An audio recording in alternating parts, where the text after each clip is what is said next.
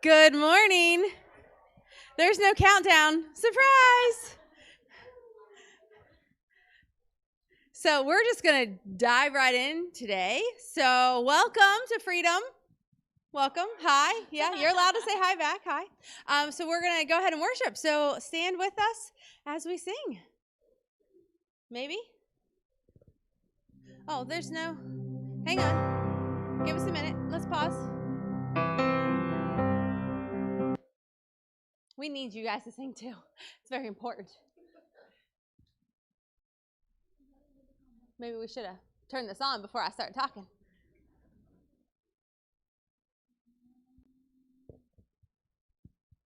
All right, everybody's going to turn around and we're going to look at that screen. That was on, right?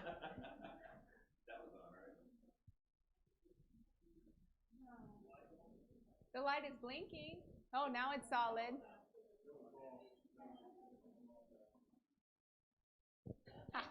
So how was everybody's weekend? Oh, there's a hymnal, this thing called a hymn book. There we go. We could. Oh, look, sorry. I mean, we were almost there. If it doesn't work next week, we know why. All right, let's try this again.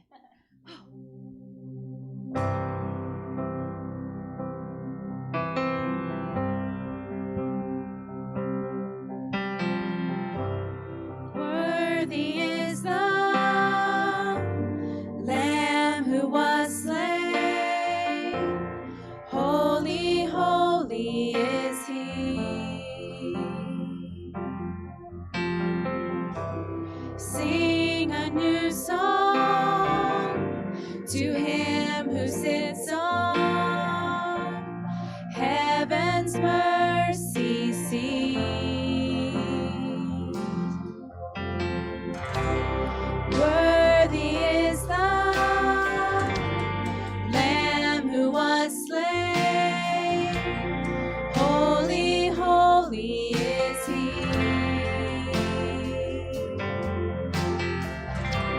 Sing a new song to Him who sits on heaven's mercy seat.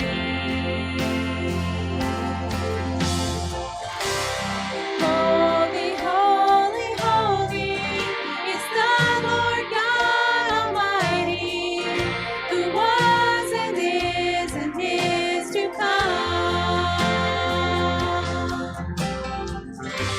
With all creation I sing praise to the King of Kings.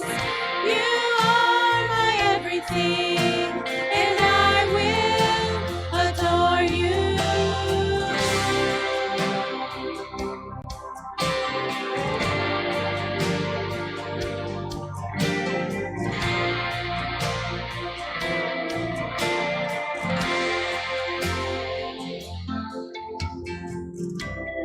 Clothed in rainbows of living color, flashes of lightning, rolls of thunder.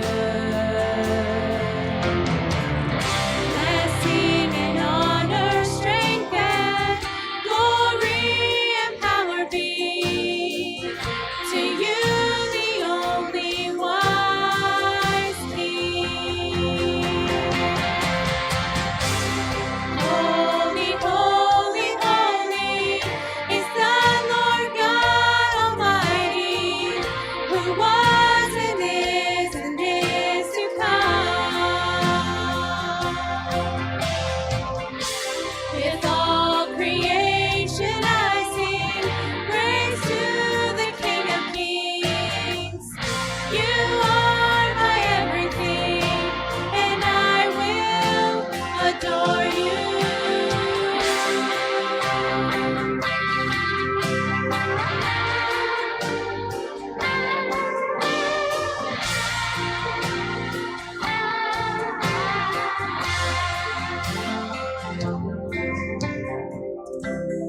Filled with wonder, awestruck wonder, at the mention of your name.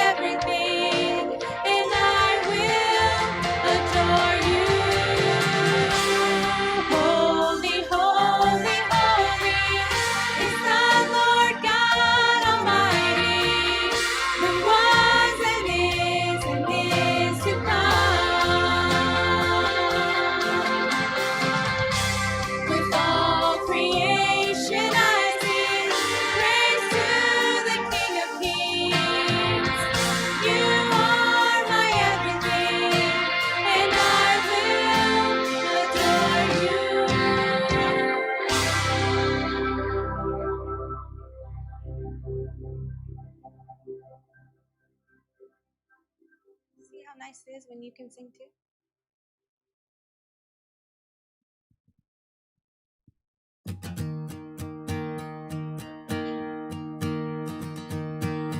Who breaks the power of sin and darkness, whose love is mighty and so much stronger, the King of glory, the King above all kings,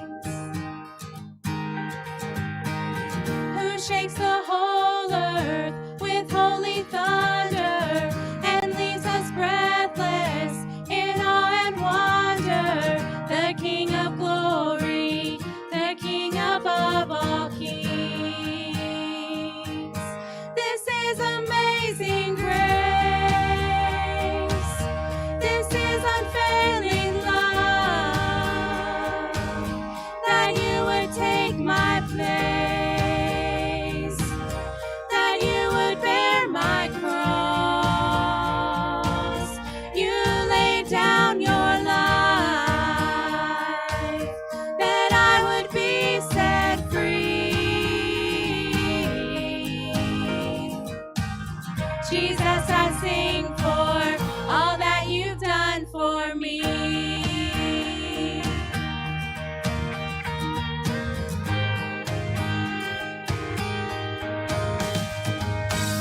Who brings our chaos back into order, who makes the orphan a son and daughter, the King of glory, the King of glory,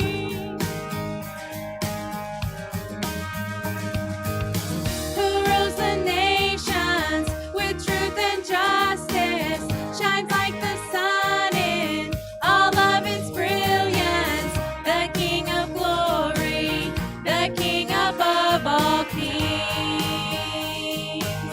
This is amazing grace. This is unfailing love, that you would take my place, that you would bear my cross. You laid down your life, that I would be set free. Jesus, I sing for all that you've done for me.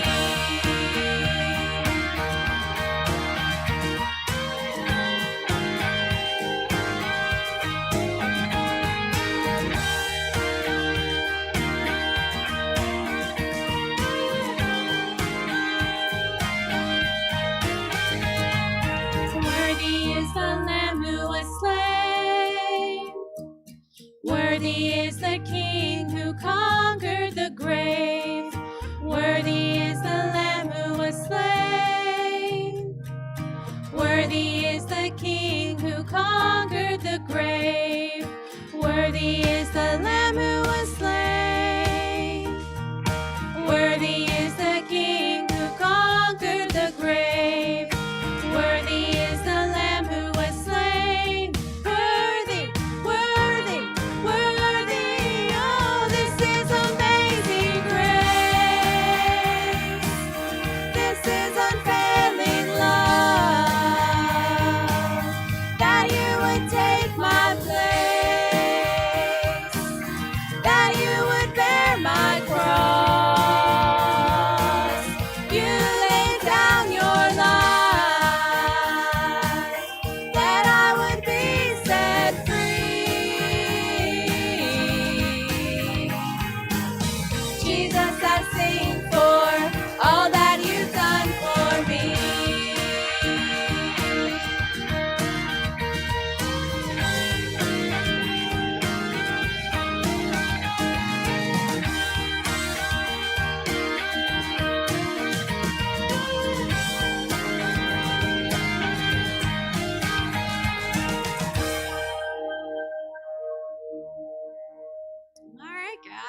you may be seated, and Roar kids can go downstairs, right, Mackenzie?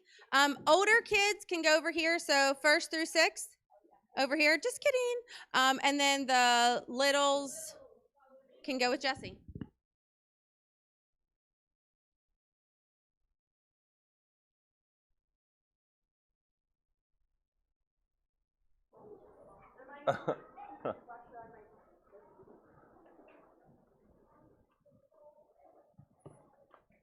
Well, hopefully you were able to grab a paper on your way in and you have the notes. If you don't, you can do that right now if you need them. If you need them, you raise your hand. Somebody will get them to you. We'll make sure you get one in your hand. That way you can follow along, take notes with us. We're starting a brand new series this morning on the word hope. Where does hope come from? And so we battle with this thing constantly, especially over this last 18 months or so. It's like, man, is there a silver lining? Is there light at the end of the tunnel, or is there hope? Where can we find it? So many times this morning we're going to start, if you got a Bible, I want you to turn with me to the book of Matthew. Matthew chapter 11 is where we're going to camp out in verses 28 through 30. But as you're turning there, I want to just say this is where we're going, okay? This morning we're going to talk about hope for the weary. You ever just been tired, just exhausted, ready to go, okay, where do we go from here? And then we're going to talk next week about the broken. What does it mean to find hope when we're broken in life? Then the third week, we're going to talk about hope for the underdog, the one who kind of comes out of nowhere. And then that last week is probably my favorite week, and I wanted to start with it, but God said, no, I want you to finish with that one, so we're going to finish with it. The last week is called Hope for the Doubter. Maybe you're here and you're doubting, is this Jesus thing even real? Come back, okay? Because I've got some good words for you coming here in a few weeks, all right? So this morning I want to talk about the weary.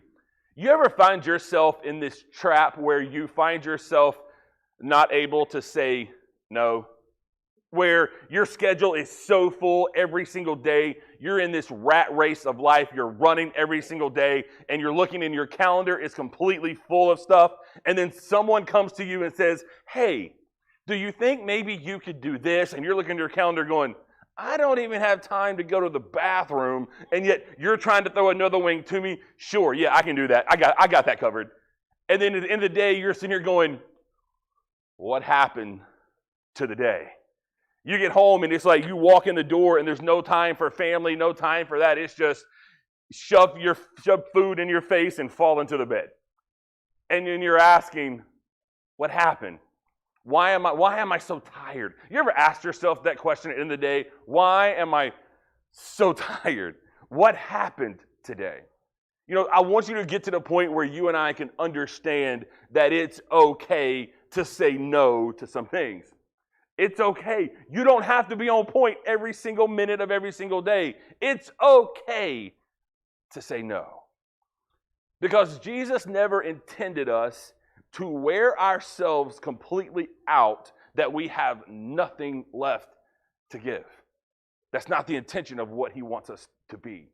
He wants us to understand how we can end the day with saying things like, you know, it's okay if I allow people to help me. Because I know some of you have that mindset of, well, if it's going to be done right, I better do it myself. You ever been there? Some of you are looking back at me like, you know me. You know me too well. Others of you are going, I don't do anything throughout the day at all anyway, so I'm tired in the day because I did nothing, right?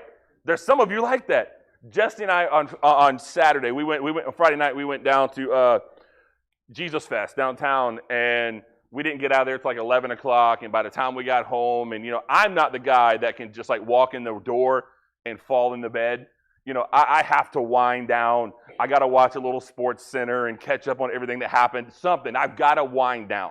So it was about 12:30, 1 o'clock before I went to bed, and I slept for the first time in my life. Well, I lied. A long time.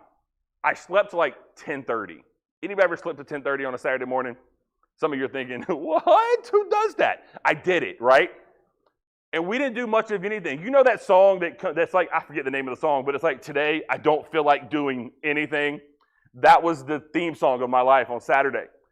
I was so tired all day long on Saturday, even though I slept in. I was exhausted all day, and I didn't do anything.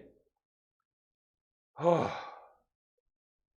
come we can do nothing and yet feel weary? How is it that, how can we turn the page of understanding that serving God and living that Christ-centered life, it's okay, Christian, to say no to some things. It's okay to say, you know what, I can't do that day. It's okay. The church will understand, and so will he. Okay? It's okay to say no. That's hard for my brain, okay? Because, especially in that pastor brain, it's like, oh, you need me to do that? Oh, okay, I'll find time. Okay, we'll make sure we take care of that. But so, here's why I'm going to start the sermon, just to make you feel good, or maybe to make myself feel good about this.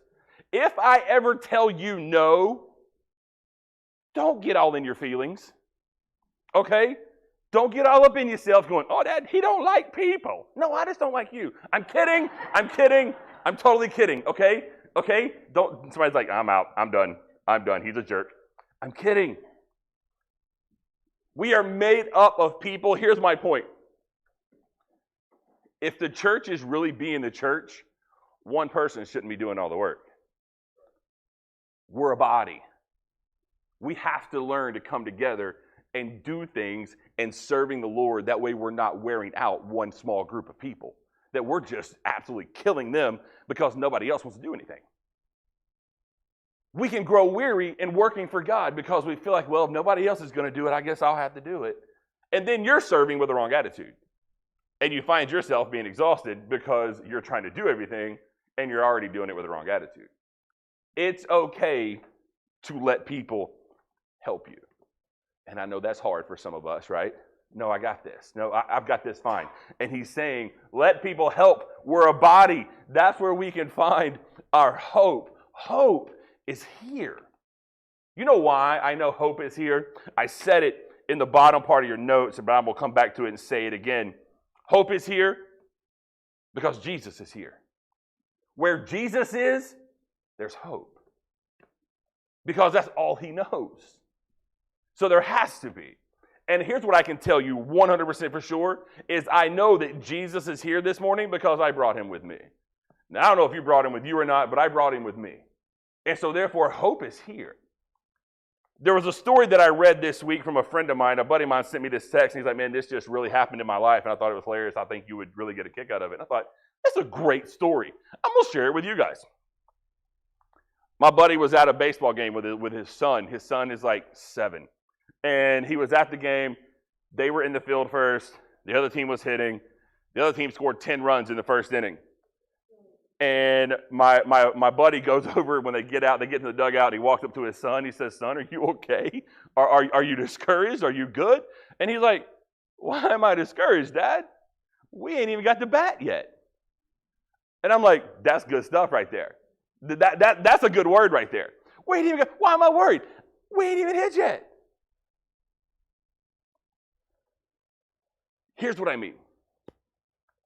There is nothing that Satan can throw at you throughout your week and throughout your day that God gets intimidated by. Nothing he does is God go, oh, I didn't see that coming. You should be exhausted and tired and discouraged because I don't even know what to do. I didn't see that one. So why in the world are you and I ever discouraged when God's going, I got you. I got you. Don't worry about it. I'm bigger than he is. Now again, some of you in the last 18 months have walked through trial after trial after trial, and you're going, Lord, is there light at the end of this tunnel? I need to see something. Give me some good news, God. And he's looking at you going, I ain't ready to yet. But are you going to hope in me? Or are you just going to grow weary and tired and exhausted? Can we serve God in the bad times as hard as we serve him in the good times? That's what he wants us to see.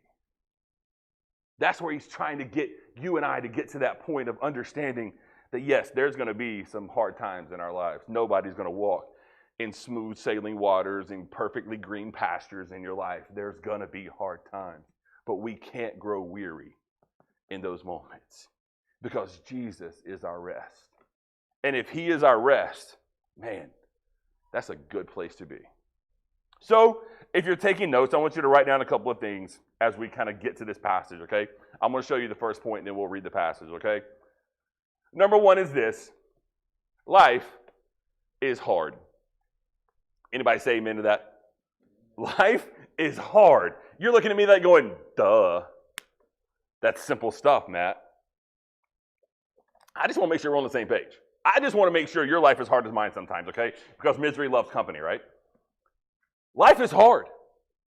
There's nothing that you and I can argue there. You can't throw me an argument back and go, no, my life's pretty easy. Then get out of your house. Come out of the home a little bit. Go walk in the real world sometimes. It's hard. And even if you stay in your home, sometimes your home begins to fall apart. And you begin to go, what's happening here? Everything's going smooth, and then your recliner breaks. Right, Lynn? And that just makes life difficult when you're trying to sit down in your recliner and you have to sit like this. No one likes that life. Life is hard, no matter what you're doing. But I can argue this. There is nothing in life that can steal our hope more than when we find ourselves weary, tired, or worn out. Nobody gets exhausted and goes, man, I'm so happy to be here today.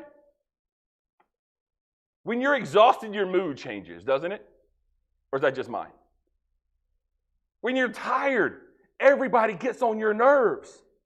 You know what I mean. Don't look at me more holier than thou. There's times where everybody gets on your nerves. You'll just see them walk in the door and you go, ugh, I want to choke you right now. You love your spouse more than life. But there's times you've thought about taking their life. You know you don't look at me like that. You've thought about it. Where's a good shovel? There's a lot of places in West Virginia to hide a body that nobody will ever find it. No, y'all don't tell Jessie I said that, okay? She's downstairs. She don't know. She'll find out before I even leave here. There's so many things that make us weary, whether it's waiting on a diagnosis, paying off bills that you're saying, I don't know where this money's coming from, saving a marriage, enduring the last 18 to 20 months that we've had to walk through.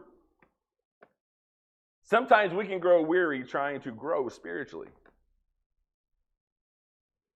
It's times like this where we feel like we can't keep going and everything has to come to an end and it's just easier to give up. Now, you guys know that I'm a big sports guy, okay? You know I'm a big sports fan. And anybody ever heard of the name Vince Lombardi? Okay, some of you people that aren't sports fans probably heard of that name, right? A great coach in the NFL. Here's one of his quotes. Listen to this. Fatigue makes cowards of all of us. That's a pretty good word. Let that sink in. You know, if you've ever coached anything in your life, you have always told your players, I need you to give me 110% today. And you're going, all I got is 100, okay? I don't know where I'm going to dig and find that extra 10%. I don't know where it is. I got 100, that's what I can give you. No, I need 110. And then you get to the fourth quarter, and you're exhausted. And you're going, I got nothing left to give. And the coach is going, I need you to dig deep. And you're going, Coach, I'm out of shovels.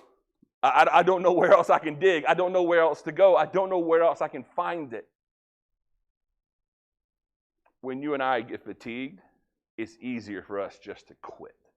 I'm done. Now I'm going to ask you a question. I don't want you to look at me more spiritually and more holy than now, okay?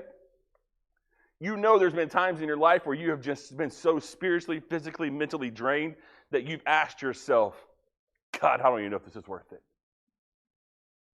I quit. I'm done teaching that Sunday school class, God. Nobody shows up anyway. I'm done. I quit. Oh, I'm not going to serve in that ministry because I did one time and nobody liked me. I'm just going to quit. I told you before, there's two things in life that I just drive me insane. One of them's a quitter and the other one's a liar. I just can't do life with those people. I don't understand it. But we just quit because we're tired. If you quit at everything you do when you get tired, you're going to be a quitter the rest of your life. In everything you try to do. Because we're going to be tired. Now, that was introduction part 1, okay? You have plenty of time to find Matthew chapter 11. If you hadn't found it by now, we're going to pray for you, okay? Matthew 11, starting at verse 28, listen to what the Bible says. Most of you probably heard this verse and can quote it to me. Come to me, all of you who are weary and burdened, and I will give you rest. Take up my yoke and learn from me, because I am lowly and humble at heart, and you will find rest for your souls. For my yoke is easy, and my burden is light. That's Jesus speaking to you and me. And he says to you, come to me, all who are weary and burdened. If I were just to pause right there and ask, hey, when you grow weary and you get tired, do you give them to God or do you begin to try to hold on to them yourself? And God is saying, bring those to me. Give those to me.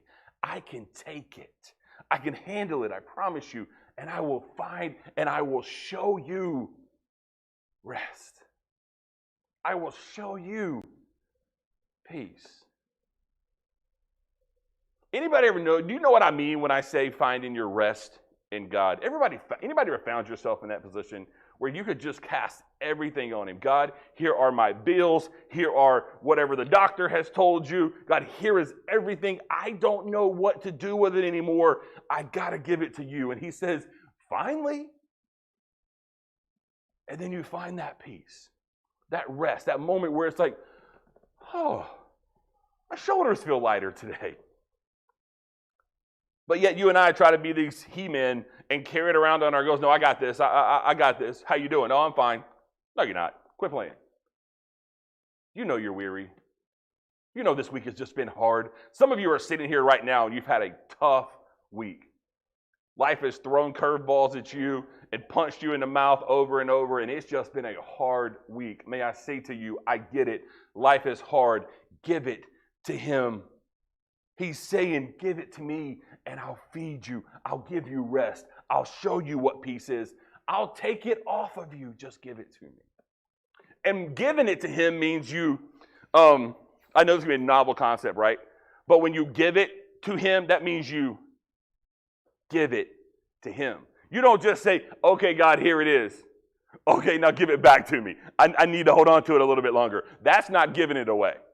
That's just letting him hold it for a second when you take it back. God, okay, God, I don't think you can handle my bigness, okay? I got a lot of big problems. I'm going to give it to you just for a second. You hold on to it, and I'm going to take it back from you because you can't handle this. That's not giving it to him. Giving it to him means you laid it down at his feet and you get up and walk away. Don't turn back. Just walk away. But you and I love to go back. Because so many times we think, well, if it's going to be done right, I've got to do it myself. And God's going, you don't trust me, do you? You don't trust me. You and I need to understand that, yes, life is hard. It's going to be difficult. But in this passage, he begins to write down two things. First, he's writing this down. He says he's acknowledging that life is heavy. Jesus, when he's speaking here, is saying, I get it. Life is heavy. If he was telling you don't live a heavy life, he would tell you, he wouldn't say, hey, come to me, all you who are weary and burdened, and I will give you rest. He would say something more like, hey, you got yourself into this mess by doing whatever it is you did, but I'll help you if I have time. Isn't it funny that in life, when somebody calls you and says, hey, my wife and I are going to be moving. You think you could help us Saturday? And all of a sudden, you're busy. Your schedule's busy. No, I can't do it this week. I can't do it, right? Or you'll go and, man, that next Sunday, you'll be so sore you can't hardly move. But see, this ain't the life God's speaking of. He didn't say if. If you get tired. Instead, he acknowledges it right away. I get it. Life is heavy.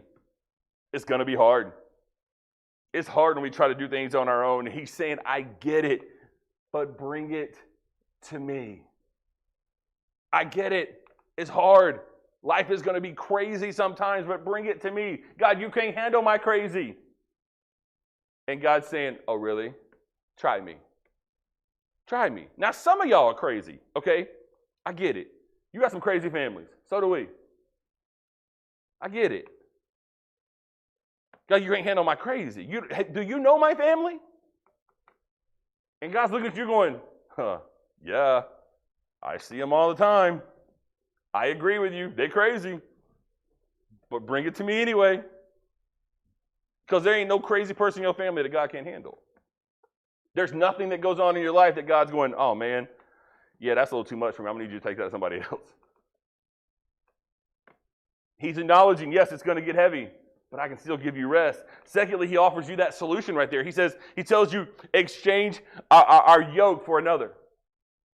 He's telling you, hey, a yoke is just this wooden little harness that a farmer would use attached to his livestock as he goes through plowing through the field. It's just a small little device. And Jesus is saying, I got it. I got it. So he's acknowledging life is hard. I get it. But he offers a solution. Write this down. Number 2, write this down. Is your yoke crushing or life-giving? Is your yoke crushing or life-giving? When Jesus is speaking in verse 29, it says, take up my yoke and learn from me, because I am lowly and humble in heart, and you will find rest for your souls. For my yoke is easy and my burden is light. And so he's saying and asking you this question. Who's controlling your life? Who are you putting in control? So you put that yoke in that cow's mouth or the donkey's mouth or whoever you're plowing the fields, you put in his mouth and you can make him go anywhere you want him to go. You and I have a yoke in our mouth. And it's either the world directing us or it's Jesus. And he's telling you what's the better option. He's telling you, take up my yoke. Let me be the one who controls your life. Stop allowing CNN or Fox News or whatever else to control your life and allow me to control your life. The world would love to control your life. Satan would love to just give him control. He'd love it. But Jesus is saying, take up mine. Take up my yoke. Let me have control.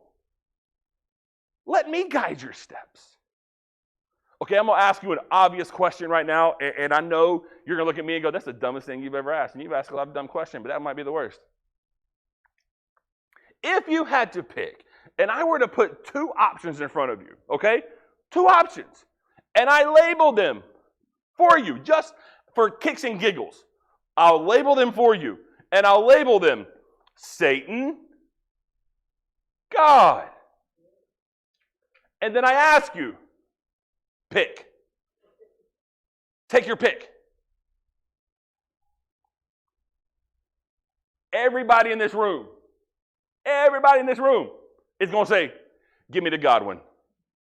Give me the God one. But, isn't that easier said than done? Because every morning, when you get up, there's 2 labels. The world or God. And you pick every morning. Now, you just look back at me and said, oh, I would definitely pick the God one. Slow your roll there. Hold on just 1 minute. Because it's easy when you're in front of all us, right? To say, oh, dude, yeah, right there, I'm getting God. Nobody's going to walk up in front of everybody and go, you know what, I'm picking the world today. I'm picking Satan today. Give me Satan. Especially in front of a group of people. but every moment. I'm going to say we just start with it every day, but it also fills into the rest of part of your day. Sometimes moment by moment. 20 years as a student pastor, we used to tell teenagers all the time, be careful what you put in your eye gate. Be careful what you let in, because what you let in comes out. Be careful what you put in. Be careful what goes into your ears. Be careful, because what goes in comes out. Sometimes it's a moment by moment choice. Do I pick the world or God? And he's saying to you, right here in his context, he is saying, my yoke is easy. The burden is light. Then why do we keep picking up the heavy? Let me control you. Give your life to me. I've got the easy path. Does that mean life is easy? No. His directions are easy. We said it last week. It comes down to simply no to the world, yes to God. It's that easy. But saying no to the world can be hard, can it? And again, temptation wouldn't be temptation if it didn't look good. It'd be easy to say no to something that was just ugly. But he puts it up just right. Shines it up all nice and pretty. Because something shiny is going to catch my eye, right? Or maybe that's just my ADD. I don't know what it is, but something shiny might catch me. He's got to pretty it up a little bit.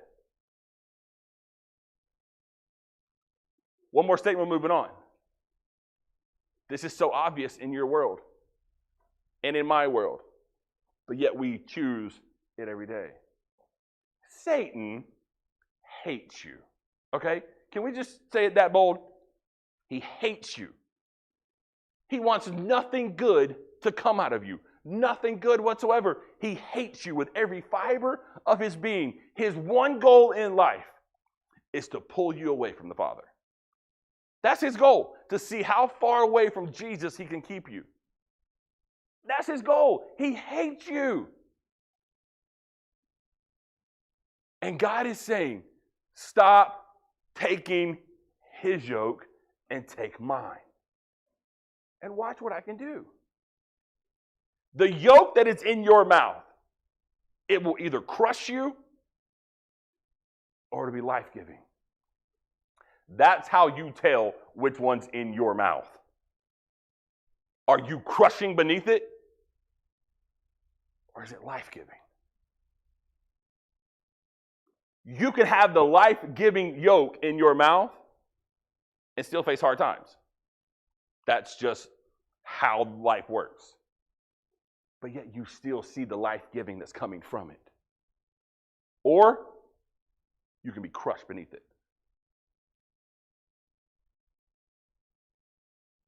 And again, I've told you 1,000 times, and I've said this 1,000,000 times in my life. I wish that it was simple and easy as me walking around and patting you on the head and say, you have life-giving. You have the great yoke. You're going to have the good yoke. I can't do that. I wish I could. I can't. You have to ask and say, Jesus, I'm exhausted.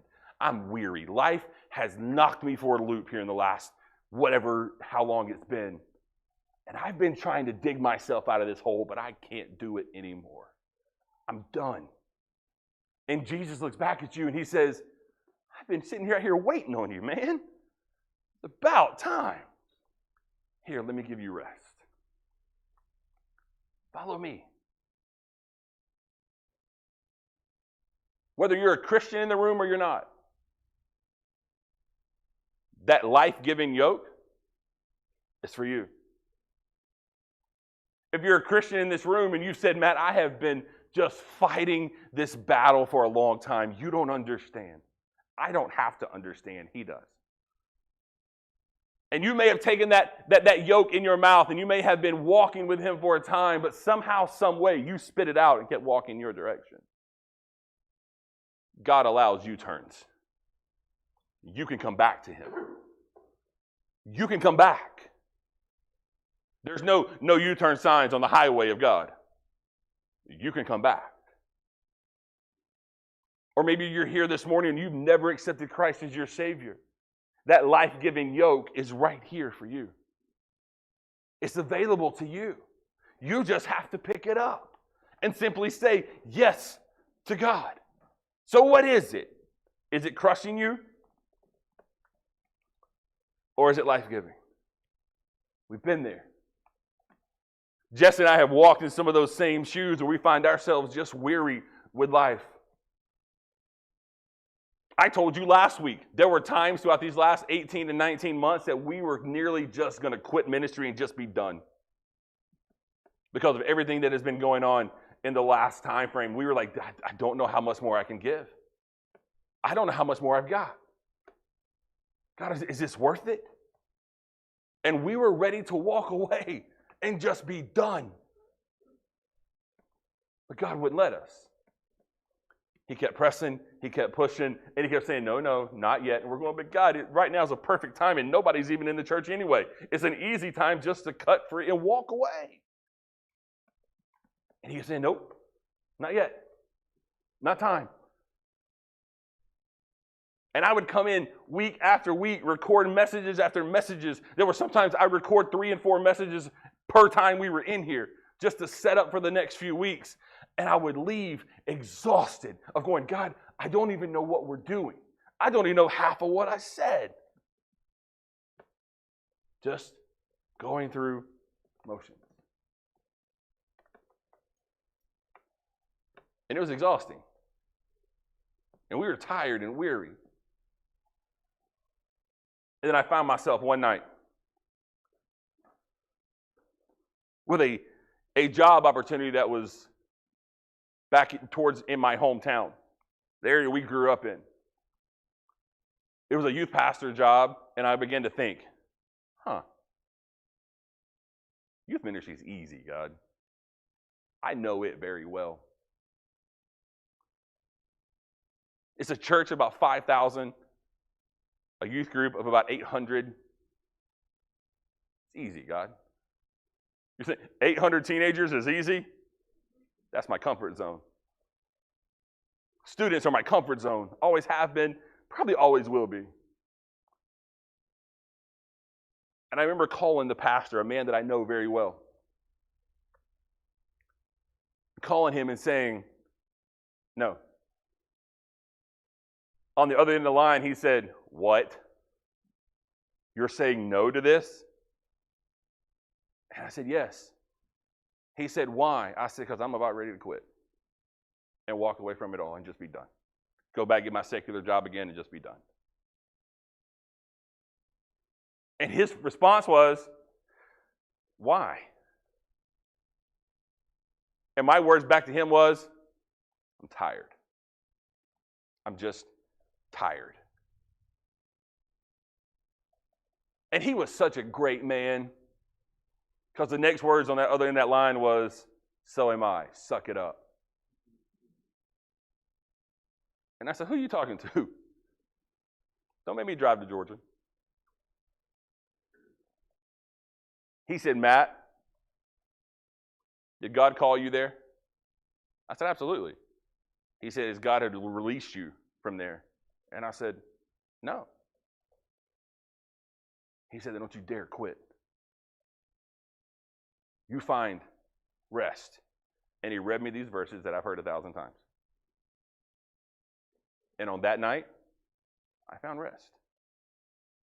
Because a pastor friend of mine was willing to look at me and say, suck it up.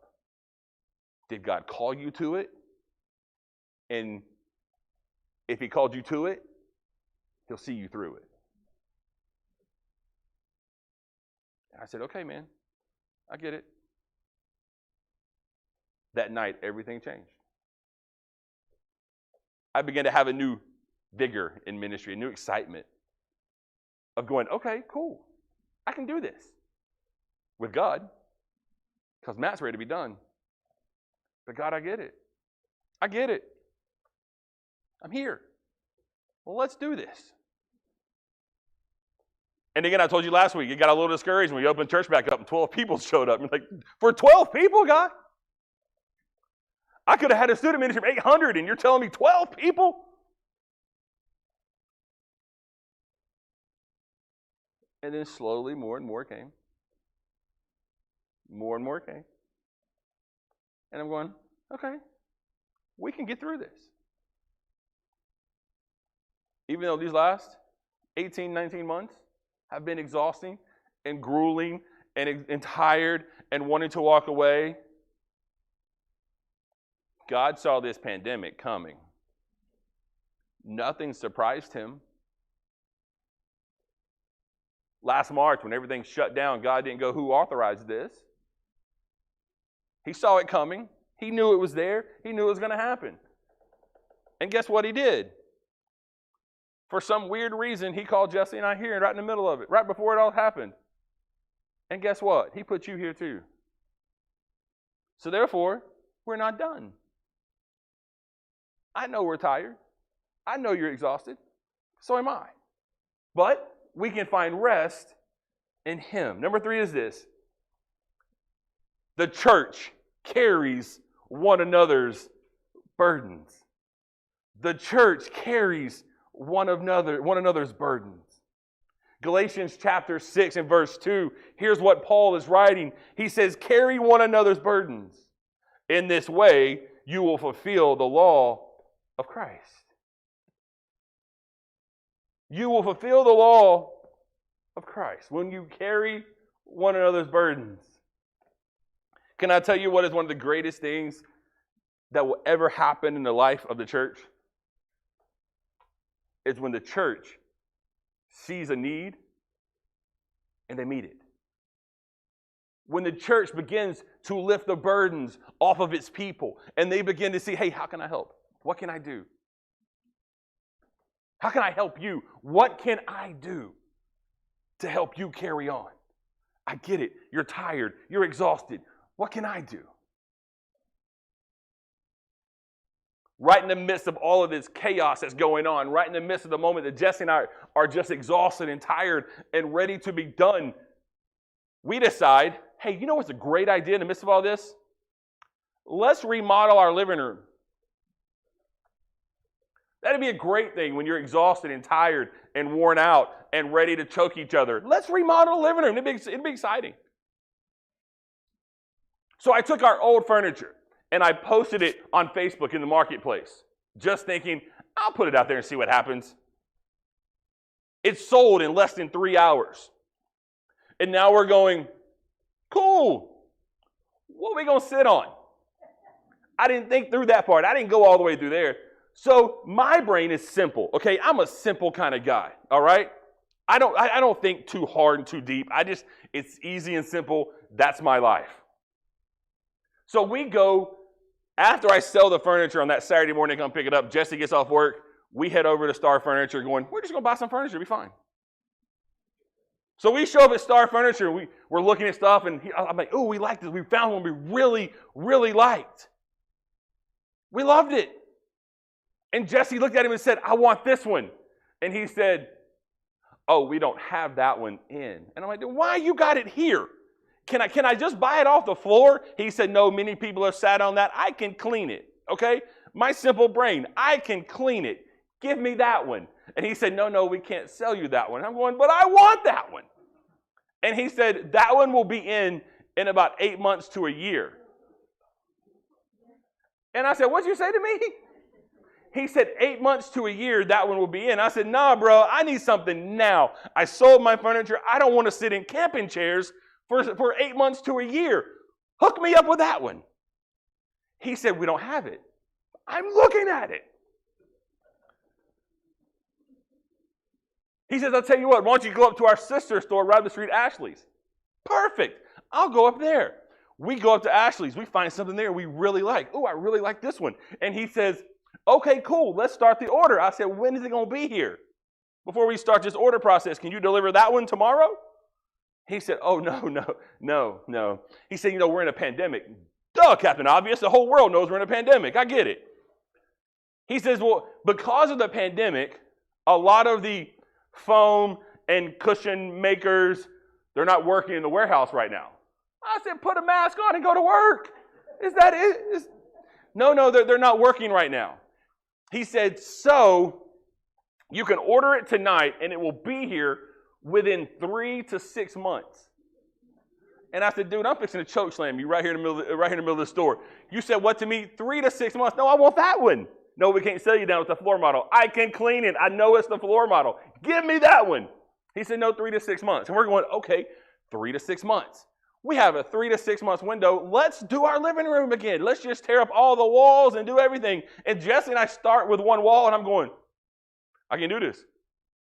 I can do this. I know how to tear it up,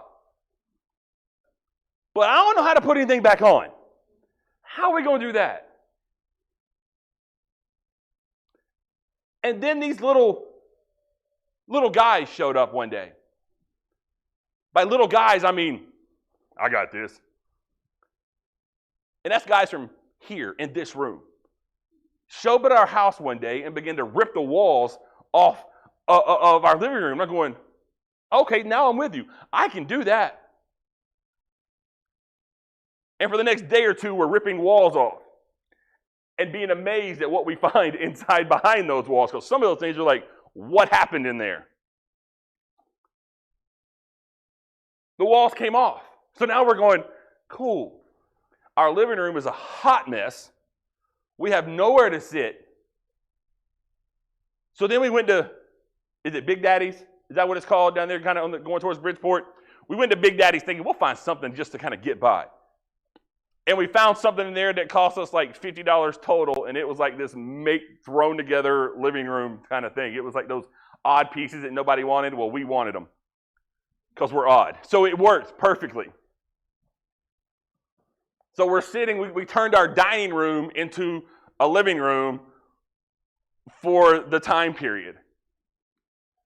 So these same guys began to help us put the sheetrock back on, and we went from wood paneling to all sheetrock, and it got confusing at times because it was just crazy layout. We figured that the person that built our house and put it together, they must have been drunk because there was no even wall whatsoever. I mean, it was like bowing out like this, and it was just, somebody was on something, okay? I don't know what happened, but it was crazy.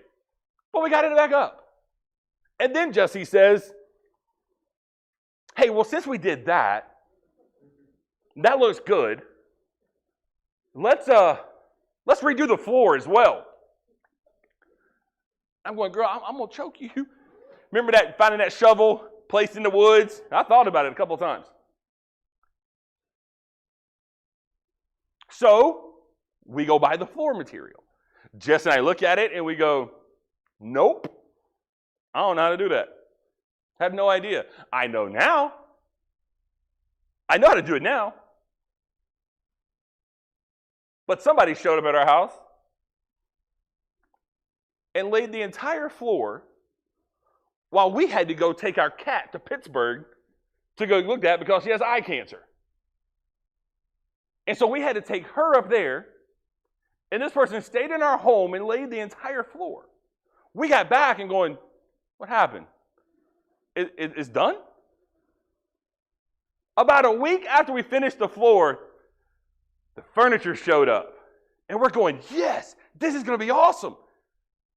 They get one piece in, they get to bring the other piece in, and they realize they brought the wrong piece. And the piece would not fit in the door.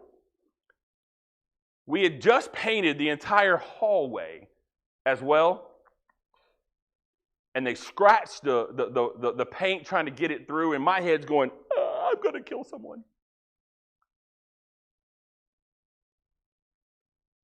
So you know what that meant, right? We had to go back up and reorder the smaller piece to fit in. Oh, another 3 to 6 months while we get that piece in to get back in. So about 8 months, because about a month ago, all the furniture got in. Everything finally came in about a month ago that we ordered the end of January. It finally came through. We have a whole new living room. Y'all ought to come over and see it sometime. You ain't got to be invited. Just show up. Our address in the directory. Come see us. We'll show it to you. We'll love to show it to you. But can I tell you how all of that got done? Because the church relieved the burden that we couldn't do ourselves. All that remodel was done at a fraction of the price that it would have had to been if we'd had to hire a company to come in and do it. But the church saw a burden, and there's enough handymen in this church that said, we got this. We can do this. Now, after they got into it, they probably thought, we probably shouldn't have done this. When the church begins to bear each other's burdens, the church finally becomes the church. That's what we are designed for. We're not designed to do life alone. We are designed as a church to do life together. And that means carrying our burdens. When one hurts, we all hurt. When one rejoices, we all rejoice. We carry the burdens. There's a big but I'm going to throw at you, okay? Now be careful, that's not a 7th grade moment, okay? There's this big but that's coming. The church cannot carry your burdens if you don't tell your burdens. You hear me? I love it when people go, well, the pastor didn't call me when this happened. Did you tell somebody that happened? Here's what I can promise you. I'm not a mind reader. I'm not. I know all you think I'm supposed to be, but I can't. Well, he didn't call me. Did you tell anybody? Well, no, you're just supposed to know. Oh, really? How'd that happen? We can't help you carry your burdens if you don't tell us your burdens. And that means you got to swallow your pride. Oh, I just don't want people to know what's going on in my life. Then quit complaining about what's going on in your life if you're not going to tell us. Jesus says, come to me, all you who are weary, and I will give you rest. Take your yoke, take this yoke upon you, and I'll make it easy. I'll make it nice. Stop fighting it by yourself. Wherever you find yourself right now, stop fighting alone. If you're weary, come to him. He'll give you rest. If you have burdens, let us know. Because I can almost promise you there's somebody in this building that can help you. Well, I just don't want people to know. Tell us secretly. And we'll still find a way to help you without anybody ever knowing. But I can promise you this, in my last statement, and we're done. There's nobody in this church that is going to judge you based on your burdens. There are people sitting in these walls right now that would love to help you with anything that you're going through and would move heaven and earth to get there. Because I've learned in the 2 years we've been here, this is the most loving, giving churches you'll ever see in your life. But we can't love you and give to you if you don't let us know.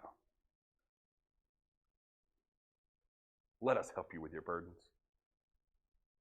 Whatever they are. You might look at us and say, you can't handle what I'm going through. Try us. We'll see. That's what the body of Christ is supposed to be.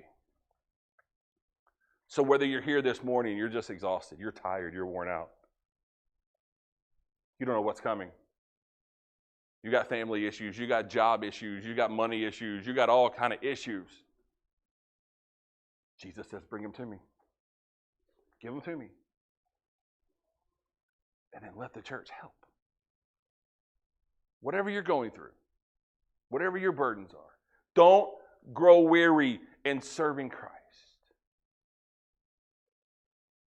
Bring them to him and watch what he'll do. Let's pray. God, we love you. We thank you. God, we thank you that our burdens are not too much for you. God, I pray we don't grow weary in serving you. God, I pray that we will give you our burdens and in exchange, you give us rest. God, that's a beautiful exchange. So whatever we're going through, whatever the situations we're walking through, God, we're just a bunch of messed up people, but we serve a loving God. God, I pray if there's some needs in here that's going on, that God, they'll bring them to you. Give them to you and find rest. God, again, we thank you for loving us. In Jesus' name we pray. Amen. Hey, let me give you a couple of things, okay? Now, we just talked about this whole weary and saying no and all that kind of fun stuff, but we've got some things coming up this week that we're going to need some help on. Let me give you a couple of things, okay? Number one, Thursday. If you haven't seen this on Facebook or you haven't seen it or you didn't hear us on Wednesday, we've had an opportunity that's kind of come upon us to be able to serve the RCB band this week, and we're going to be serving them and feeding them on Thursday, okay?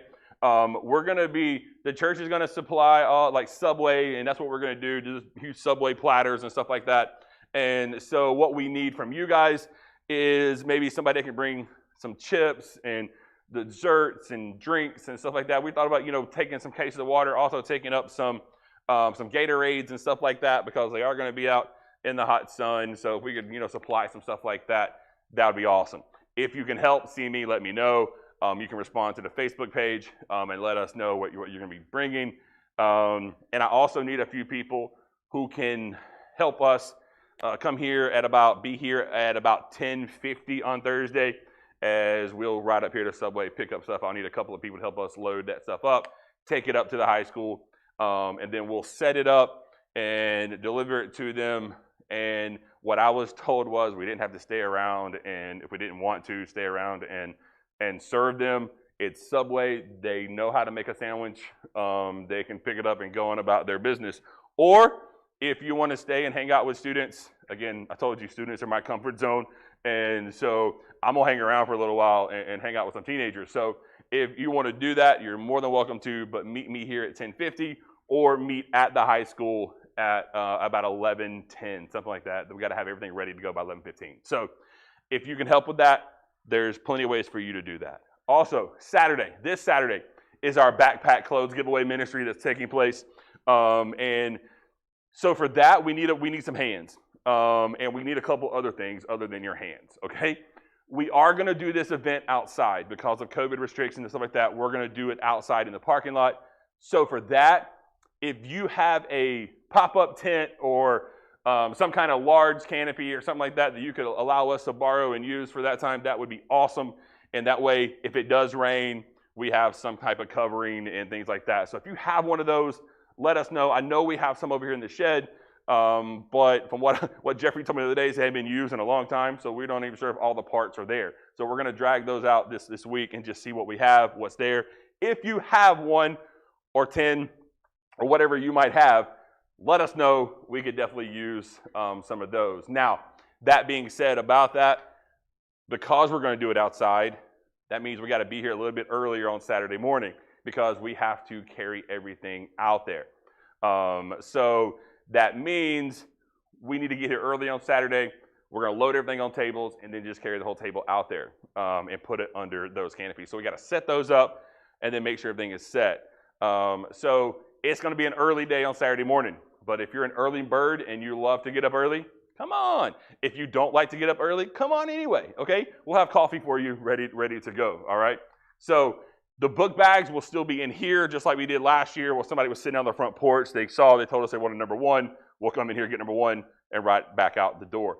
All the other clothes and everything will be outside, just so that will make it a little easier on us. If you have some type of 5-gallon buckets type things, if you have extra of those, bring those too, because we'll probably have to fill those with water or something to tie those things down on, just so if the wind blows, we don't have canopies flying all over the yard. That would be awful. So what's that?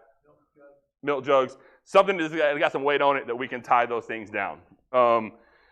Next Sunday afternoon, we're going to meet here at 4 o'clock in the afternoon. So 4 o'clock next Sunday, we're going to have regular services, and they come back at 4 o'clock. What we're going to do is what we did a couple of years ago, is we're going to kind of travel around to all of our local schools and begin to just prayer walk the schools, those kind of things. and spend some time praying over this school year. There's a lot of challenges that our students are going to be facing this year. And so I'm just dumb enough to believe that prayer works. And so we're going to spend some time doing that, walking around, we're going to drive to all the schools here in our area.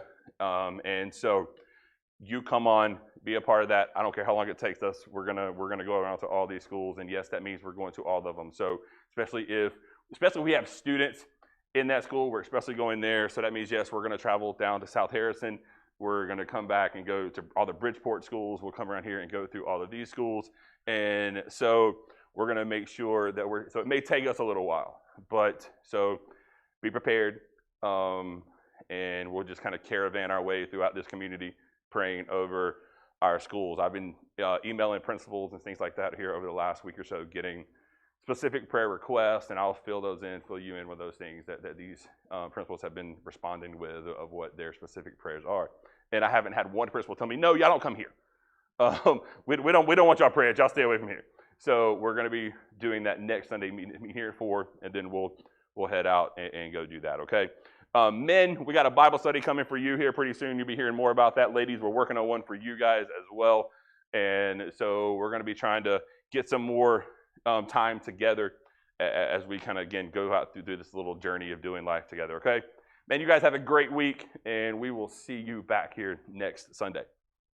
Don't forget about Wednesday. If you can help Wednesday, we're going to do just a small devotional here on Wednesday, and then we're going to free ourselves up to Denise and say, you have us do whatever you need, whatever we can help her do, whether it's sorting clothes. Guys, if you can, some of you guys can come hang out. We can pull all that stuff out of the shed and kind of see what we need for those pop-up tents, what we have. What time Saturday morning? I'm going to have to get with Denise just to make sure on that, and I will post that on our private page and our public page on Facebook. It probably will be about 6 a.m. So yeah, just prepare for that. All right, have a good day.